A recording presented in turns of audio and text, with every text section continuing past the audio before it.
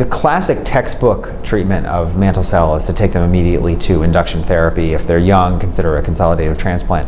But in practice, we find that there's a large number of patients who are asymptomatic at the time of diagnosis, have relatively small burden of disease, and have beneficial prognostic markers. So, for example, low Ki67, don't have a mutation in P53. So there's been many reports that a lot of those patients can be safely observed initially. Almost all of them do need treatment eventually. It's different than follicular lymphoma, where there is a real spontaneous remission rate in follicular lymphoma. So the vast majority of patients with mantle cell will eventually need treatment, but the time you can watch them for can be quite significant, so as long as a couple of years.